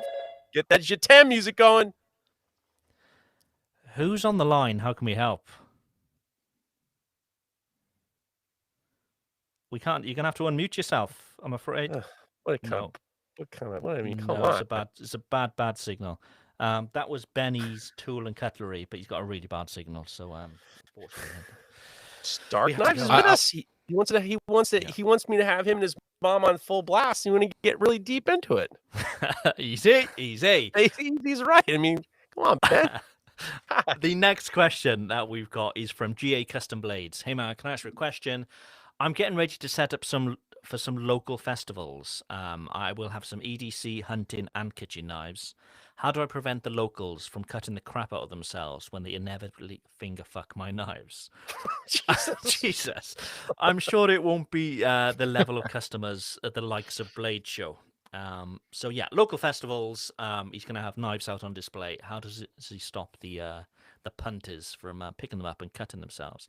I've never done any sort of shows like this. Mareko, I think you've done Blade in the past, that kind of thing. Yeah. Well, sorry, go ahead. No, go on. I was just wondering what advice you would have. Yeah, if I don't know, I think it's perfectly fair in our current climate of concern about germ spreading and whatnot to have just like a shield right across the front, kind of like a sneeze shield in a way from the knives. And if anybody wants to touch anything, they have to ask. And that way people aren't just walking by and grabbing something and throwing it back down on the table. That way it's a little bit more intentional of an experience and exchange. And ideally, hopefully, they're a little more careful with it. There's all kinds of like weird little psychological things that come up when you have to take those small steps. And so I think just putting up like a little sneeze guard basically would help, really. Yeah, it makes, and you said we're living in the time where we can do that without anybody thinking that's a bit weird as well. Makes sense. Yeah. Did you see that video where that dude was at a knife counter and then he starts doing a Doug Marcaida stuff with a knife? No. You know what I'm talking about? No. They have these videos out, and this dude is like wants to try out a knife, and then he does the punching of the fists and does all his moves. Oh, and it's just, yeah, I have seen it. Yes, yeah. It's clearly this is to impress the knife store guy, and it's just like, and I would think that like I could see it, a lot of people doing that, like feeling it in their hands, and it's almost like performative to make sure that you think that they know what they're doing. You know, I don't. Yeah. I wouldn't do it. I do like the idea. I actually thought about it with what Mareko was saying about having a sneeze guard. If I did it, I would build a table with walls and a plastic top. So the only person that can reach in is the person behind the counter. Yeah. I would be mortified if somebody picked up something and then touched it and hurt themselves. The germ thing bugs me. And the walking away thing. I heard a story. I don't know if it was on Knife Talk or what. Some guy said that he turned his back and a guy had taken a knife and a chef's knife and tried to do a performance test on a piece of wood, and then brought it back, and it was fucked up. It was really fucked up, and it was just like, oh my god, yeah, like the handle was busted, and he tried to like do unsolicited performance tests on your shit. And I think this guy's idea was just like, well, you should have been able to. And it's like, whoa. Should make a better fucking knife. Yeah, gotta be it's the just like worst. we just destroyed my knife because you're an idiot. I would be. I'd be mortified. I'd be mortified if I wouldn't want somebody touching him. You know. It's a good way to end up with the knife inside of you. Yeah. I mean, but I can imagine that Craig, you've been to Thiers and people are playing around with those knives. Yeah, so Coutelia, which is our sort of European version of blade, I suppose. A lot of people have pretty much, like you said, like almost like a jewelry display cabinet. So everything's under glass, but only the person at the back, the holder of the booth, can get them out. And they bring out the velvet or the cushion, they put it on the cushion. But it's very much a case of people being very respectful there, and people can't have their hands all over the knives. You need to request to see a specific knife, and they'll get it out, and they'll talk to you about that knife and that kind of thing. So I haven't seen, like you mentioned in these videos, these people doing all these crazy bloody moves as if they're nunchucks and things like that. I haven't seen any of that at Coutelia, which I think could be hilarious if I did see it. But yeah, generally they'll have almost like a jewelry booth, and then it's all hidden behind glass or plexiglass or wherever it may be. Yeah. So Benny's Tool and Cutlery, he tried to get through, but we had a really bad signal, and he's just asked the question in the chat. Sorry guys, but bloody technology. Question for Craig: how's your folding knife coming along? It's coming along very well, which I'm purposely sort of keeping it on the down low, simply because until I've got 100 knives finished, I won't be showing them. I won't be, doing anything like that. I want them available so people can buy them. They'll be available. They're going to be very affordable. They're going to come in 2 finishes, and I've had one in my pocket for about 6 months now, but I've had the second finish in for about a month, and they're both holding up very well. And one is actually improving over time as well, which is How many have you made really already? nice. I've probably made about 40. Wow, that's so yeah, I've big been doing them breaking sort of news. on the side of other stuff. So purposely keeping it on the down low. But yeah, you'll know as soon as I've got a bunch available, you'll know. And Can we ask you a couple questions about it? yeah, you can do. Yes. Are yes. you finding it difficult to assemble them, or is it easy to assemble them? It's quite easy to assemble them. The way that it's a very, very simple design with that in mind. So I wanted to make a folding knife that's going to be, it's handmade, but it's affordable. All the parts are laser cut, so they're all exactly as they need to be. So yeah, I heat treated like a batch of 200, which I sent out to get heat treated. I've then spent like a month just doing all the grinding on them, and everything is pretty much ready. I mean, if I were to dedicate a whole week to it, I'm pretty sure I could do another 60 ready to go. Holy shit! They're pretty quick because everything is to size virtually. There's a bit of final grinding at the very end. But yeah, I'd say that what's taken the longest time is actually I don't want to give too much away because I want to wait for people to see it or sort of reveal on it. But the whole blade has got a laser etch on them. Oh, so cool! And I'd Are you say excited? I am excited, but I'm also very nervous. Why? Simply because I haven't done folding knives before, and all the knives I've done are basically. So it is a slip joint, Ben. Yeah, Ben's asking if it's a slip joint. It is. Most of my knives are culinary knives, and this isn't. So it's almost like a different market that I'll be sort of promoting this to, and I've got the bones of a video for this, which is pretty cool as well. I've shot some of it. So yeah, there's going to be when they are available, you'll know there'll be a big song and dance, and there's a nice sort of video to go with it and stuff like that as well. So yeah, nice. you will know. You will know. I wouldn't be able to control myself. I would be so excited. I wouldn't be able to control myself. I think you're the same way about you. We've heard What? that about you. Yeah. No, I mean, listen, I can't. I'm not allowed to post anything because I have 30 more knives to make, and Tony's just like, you're not posting anything until. But I'm gonna post pictures of my goddamn dog in a minute. It's Yeah. because, but I'm biting at I took pictures of all 30 knives. I'm chopping at the bit, and I can't. And so I know how you're feeling to a certain degree. I am normally guilty of that, even sometimes when I just have an idea, all of a sudden I'm posting about and all the rest of it. But this has been sort of a 2-year project for me, really. getting this together. So I'm going to make sure that it's right. Very exciting. The knives are right. They're good. The few people who I know who have used them, they're not knife people. That's the problem. Where I am here, okay, well, I'm close to TAs, but I don't really spend time there. The people who I know have used them are just people who would generally have a pocket knife in their pocket, and they're all very happy with them. So yeah, it's all cool. Awesome. We've got a message here from Rainy Day Forge. Neil Kamimura's folders look pretty slick. Not to take away from my knives. I'm sure they're far superior to mine. I haven't actually seen them. I will go and have a look. Mareko, have you done any folders? Have I seen any folders of yours? I have never made a folder. I have folder parts. I've kind of played with making folders, but never finished anything out. I have a design for a slip joint that I'd love to make, but I'm nowhere close to accomplishing anytime soon. It'll be a while before I get that thing done or going.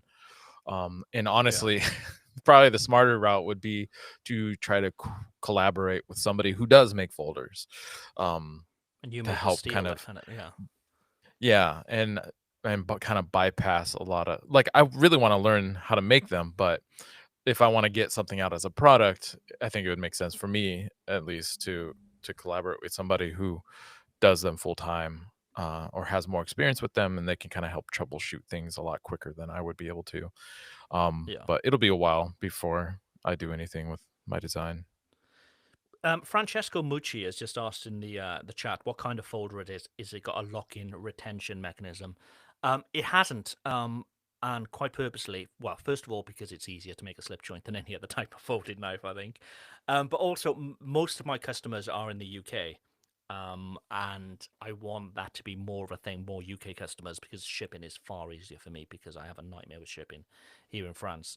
And in the UK, you can't have a knife on you that has any lock-in mechanism. It's illegal. And down to the blade length as well. So the blade length is 2 inches because that's the legal limit for a knife to be carried in the UK. So it needs to be 2 inches or below, and it can't have a lock-in mechanism. So those were the sort of constraints that I had to work with. 2-inch knife, you could call the Todger. You could call it the Todger. Yeah, you could call it the Todger. The name of the knife, it comes with a whole sort of backstory as well, and that's all sort of explained in the video that I'm making. So yeah, I'm excited to show people. Call it the Dodgy Todger. The Dodgy Todger, the Tiny Todger. That'd be a good one. How about some hot takes? Well, I guess I'm going to have some news in the after show about folders. That's a radio tease. Okay. You have to remember, if you listen to the after show. First rule about the after show is we don't speak about the after show. What are you talking about? What after show? I don't know what you're talking about. Okay, hot takes. Hot takes are generally short and to the point, unnecessary, loud, and fact-free declarations. This one comes from Robert Kohner, and you could send it into Knife Talk Podcast. DM them to us, and we'll get you squared away. Contact us via DM at Knife Talk Podcast on Instagram. It's that easy. Brian House, he's the man. Robert Corner, hot take: a messy shop doesn't mean messy work. Clean work is one of those things that old people say.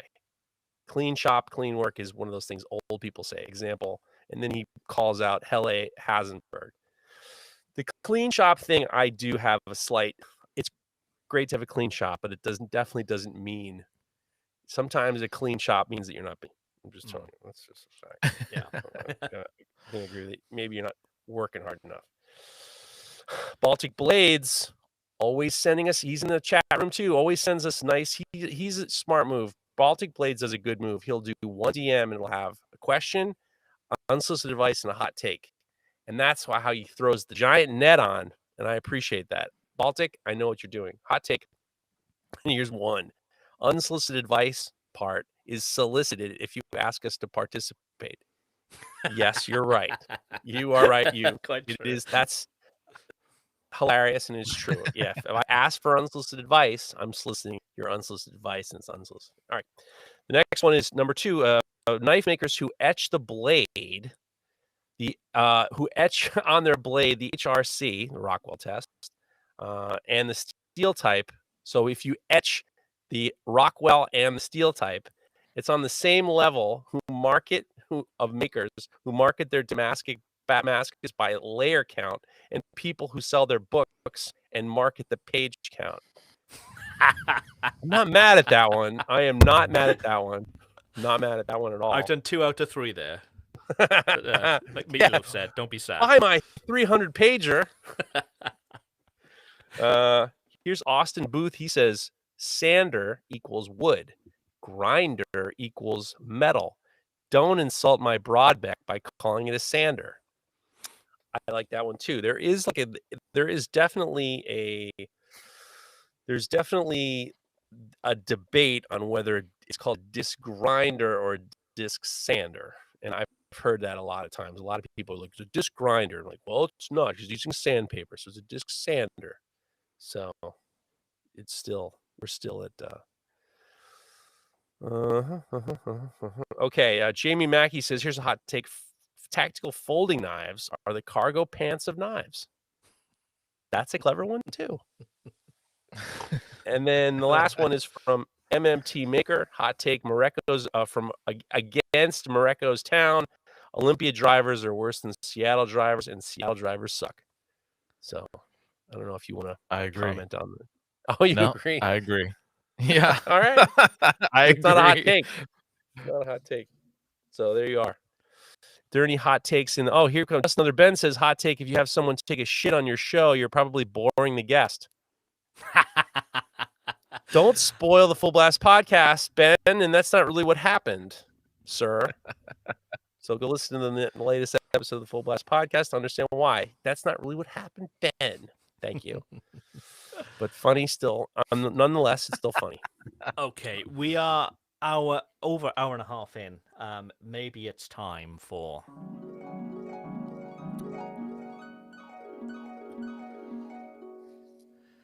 Mareko.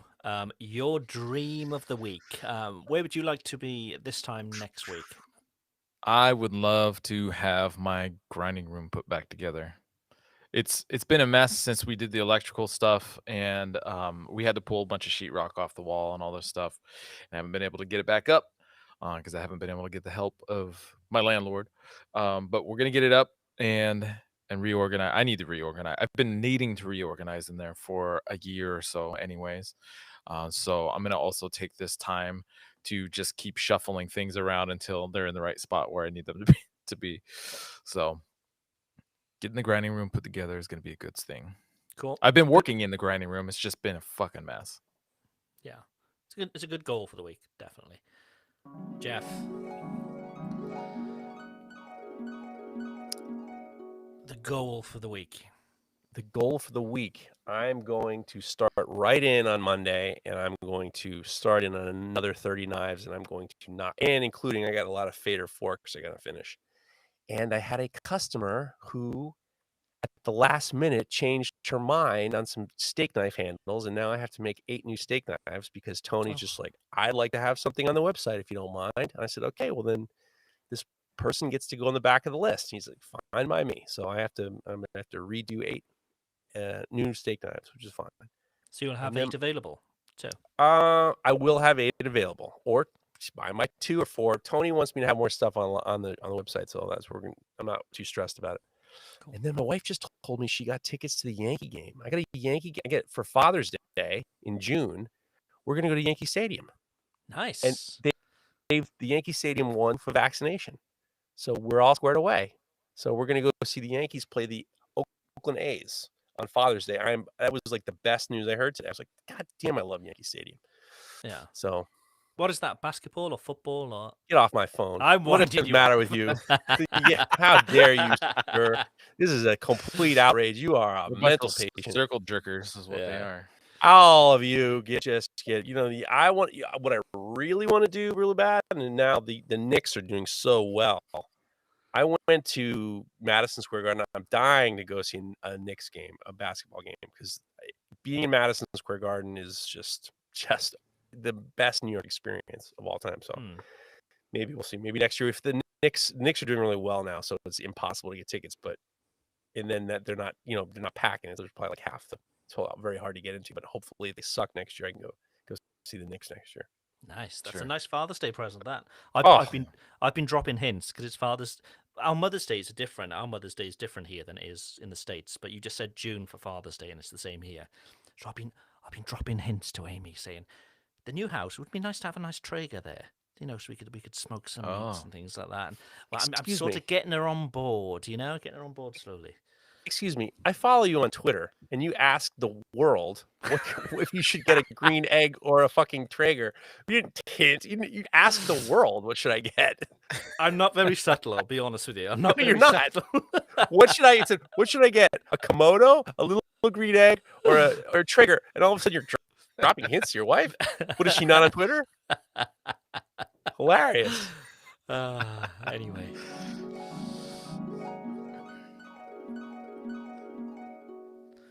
My dream for the week, it's a Traeger. Amy, if you're listening, you'd make Maybe my you week. should have her call the show. You can talk to her. I'll get her to. You get her to call the show. I will get her. I will drop as many hints as possible. Next week, have her call in. We'll talk to your children's mom, and then we'll get her to get you a Traeger. I don't trust you. We've had mums calling in, and you're flirting. So no, I'm not having my wife calling. I flirt with your wife. I want to get you that Traeger though. My dream for the week. So I've got tomorrow is my last day here because we leave Sunday afternoon. I've got a bunch of knives that I need to sharpen, which I'm taking back to the UK. So yeah, we're normally the day before we head back. It's like heads down. We're all working like crazy. We leave the house in a mess, and it's terrible. But this time we're pretty much in order. So I've got maybe about 2 hours of sharpening tomorrow morning to do. And then get some rest because we'll be driving through the night on Sunday. So it's all good. So I'm hoping for an uneventful trip over. As I said at the top of the show, I've had to have a COVID test, so we've got to have a bunch of paperwork we now need to take with us to get into the UK. But we're all good. And that's it. So I'm just hoping, uneventful trip. That would be nice. Did your kids have to get tested? No. I mean, they're only 2, so it would be impossible to do it. Oh, really can you impossible. imagine holding them down for that? Oh, it would be. God, can you just imagine? No, it wouldn't be. Good. Wouldn't be good. But that's pretty much my week really. And I'm self-isolating back in the UK. So I've got 3 weeks where I can't really, I won't have a shop there. I won't be able to do any sort of, physical work, I suppose. So yeah, the Go Chop book will be starting in earnest next week as well. So you should be getting a lot of whip cracking texts. You'll be cracking the whip on me for 10 days. No, I'm talking like 8 or 10 images. Not crazy. It's not crazy. No, it's fine. You crack the how those coming along. Don't worry, I'm with you. But I think that's a show. We are what, hour and 43 minutes in. Thank you to everybody in the chat. We've had some really good people coming in. Murrin Knives says, a smoker barbecue pizza, easy days. We need to do that again, don't we? Some sort of cookery thing. And I'm sorry, I hadn't looked at the chat for a few minutes. Now I've got people saying, get the green egg. And I've got other people saying, get the Kamado. Yeah, who knows? But is the green egg that versatile? Well, it works almost like a pizza oven because it's got this big dome in it, and because it's really thick ceramic, it'll keep the heat in. So it works more like an oven as opposed to a grill. So you can grill on it, but you can also sort of bake, and you can slow do stuff. But I'm thinking more along the lines of Traeger because it's got Wi-Fi in. It's cool. Like automatic pellet feeder or something like that. And you can smoke at really low temperatures. You can put something in for 6 hours, and and that kind of thing. So it's a good idea. Yeah, actually a good idea. So anyway, thank to everybody in the chat. It's always good to interact with everybody. Thank you to Mrs. Stark for calling. I think that's a show. We shall. If you haven't already subscribed to us on YouTube or for the podcast on whatever podcast app you're listening to, please do that and give us a review, give us a comment or something. It always helps, and it's always good for us to know, to hear from you guys as well what you think of the show. So thank you very much for listening, and we shall speak to you all again very, very soon.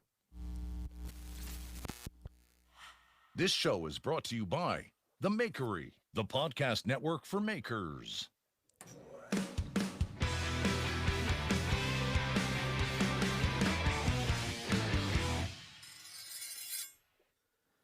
That was good. You That was just a pour really good yourself show. another pint.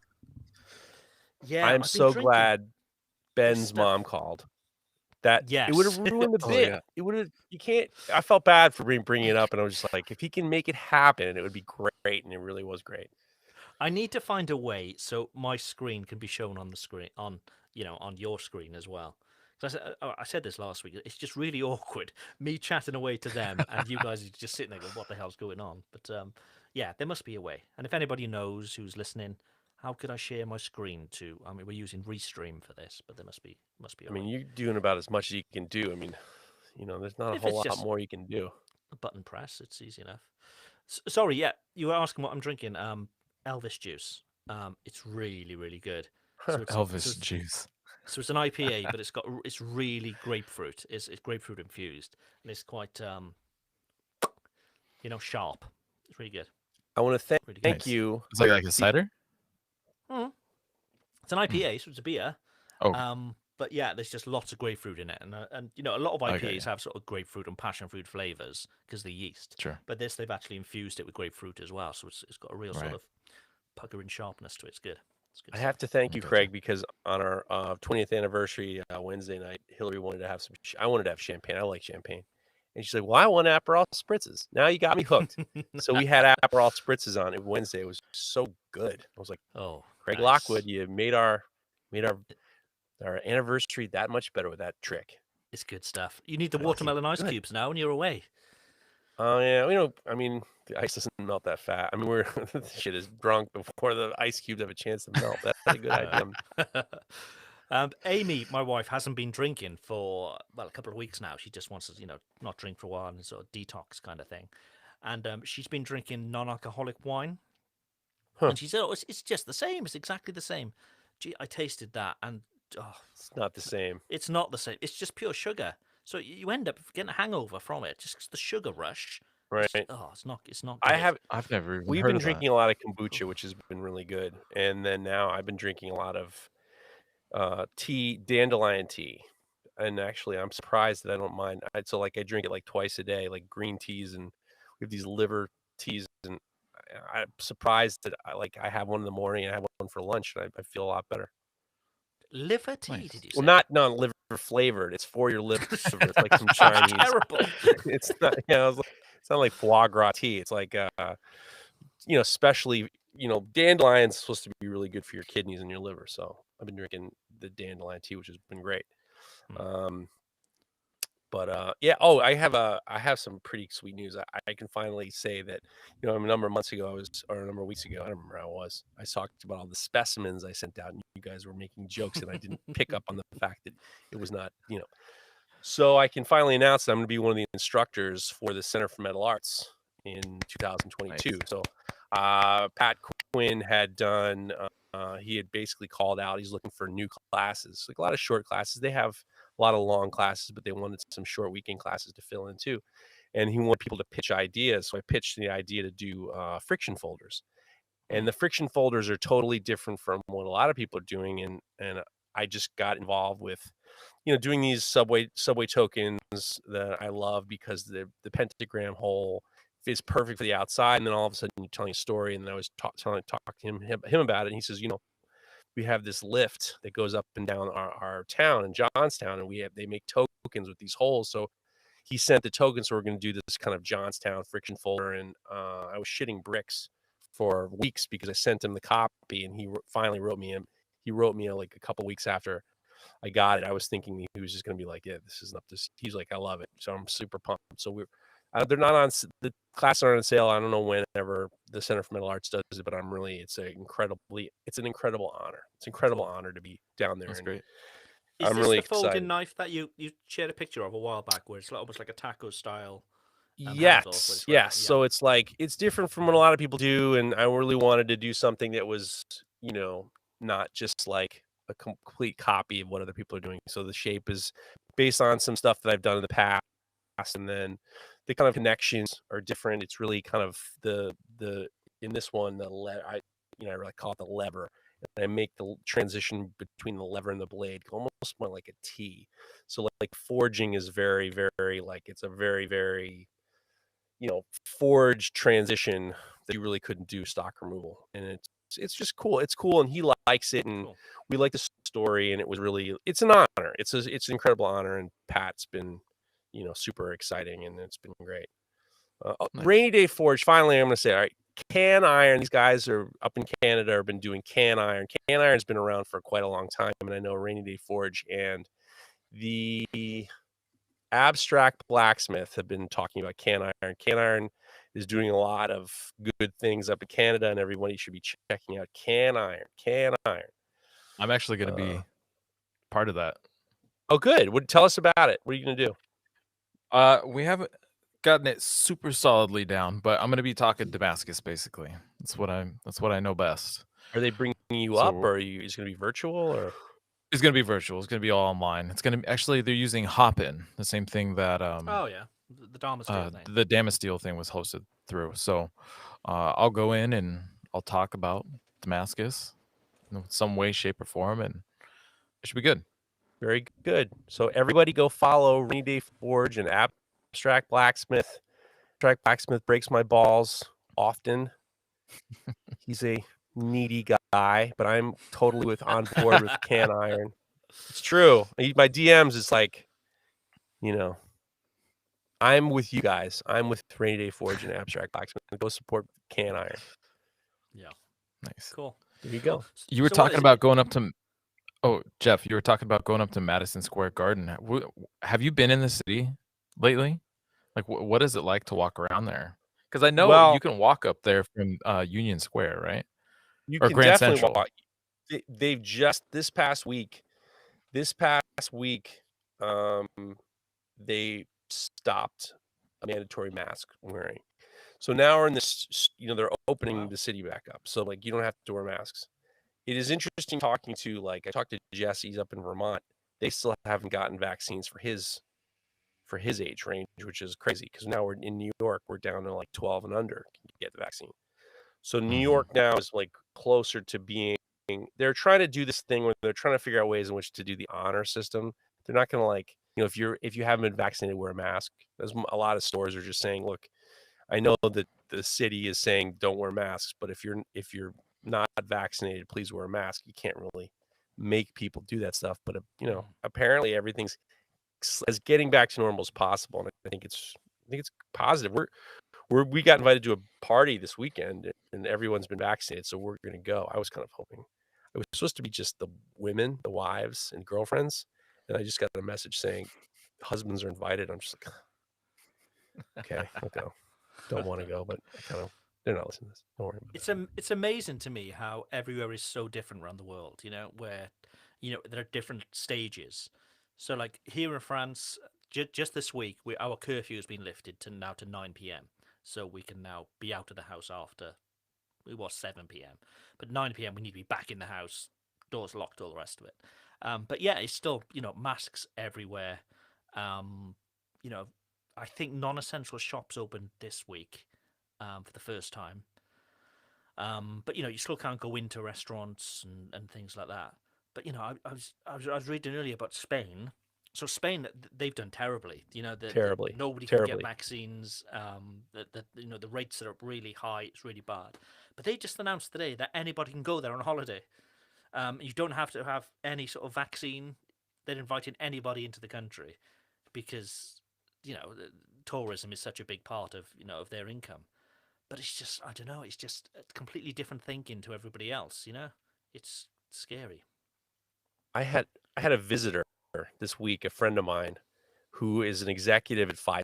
He stopped by. He's been working at home for 14 months, and he stopped in because he was going crazy. He stopped in. We started talking for a while. He's not a scientist. He's an executive. Great guy. And we were talking about the Pfizer vaccine, and he says, I've been working for Pfizer for a long time. He's like, this is the first time I felt really good about working for a pharmaceutical company. He's just an old artist, and he's just like, I finally feel like we've done something of value. It's not just dick pills, Yeah. And then I said to him, well, how has it been? He said, well, Pfizer's been great. you know, if an employee of Pfizer, you and your family were able to get the vaccine early, like when 60 and 70 was getting the vaccine, you could, if you and your family wanted to come in and get vaccinated, you could early. And I said, well, what do you say to the people who were saying that, you know, the vaccine is like a trick, it's like a poison, he's like, well, number one, why would they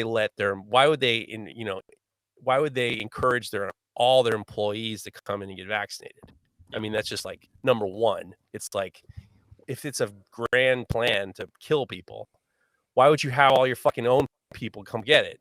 And he says number two is the microchip thing is stupid because we wish we could do that kind of technology. We're nowhere close to tripping anybody. He's like, he's like, trust me, if we could do that technology, it would have been unbelievable. He's like, there's no technology to slip chips in your fucking tiny needles. It was really interesting hearing from someone, and he goes, he's like, it's crazy. People just want to have a story. It's great. It was really, really interesting. Yeah, it is crazy. The whole, Bill Gates is going to put a chip in you, and can we mention Bill Gates now? Is he cancelled or is he? He's gonna be on Raya, getting himself a girlfriend. You know about Raya? What is Raya? You know what Raya is? No, what's that? Raya is like a dating site for famous people. So you have to that's where Ben Affleck goes. But because you can't go on like Match.com if you're. And now Epstein's gone. They got nowhere else to go to. Yeah. Right. That's right. Yeah. That's right. That's very good. Yeah. Epstein's gone though. So I guess Raya is you have to be. They should have called the app Epstein, shouldn't they? Really, they really should have. I'm sure there is one. And pay in Bitcoin, But yeah. So yeah, Bill Gates he's gonna get himself some ass. Yeah. Any kind of ass he wants. Jeez. I think we're done, aren't we? We've gone nearly 2 hours this week. This was fun. Yeah. It was fun. Can you both just check that your QuickTime is recording, and if it is, press stop. 1:57:38. Yeah, if you both press stop, and it'll right say, now. Yeah, and I think it'll ask you then to save it. Were you gonna tell us? Are you gonna do an outro? No, this is the after show. This is the boring stuff that nobody listens to anyway. You mangy mongrels. So yeah, hit stop. It'll ask for a file name so you can save it. Make sure you save it, obviously, and get it across to me. We should be good. Cool. How do you save right? it? You've got it. This is good content. This is. Have you got it? Yeah. Right. The I'm best going to end the stream. content. Thank you all for listening. Okay. All right. Okay.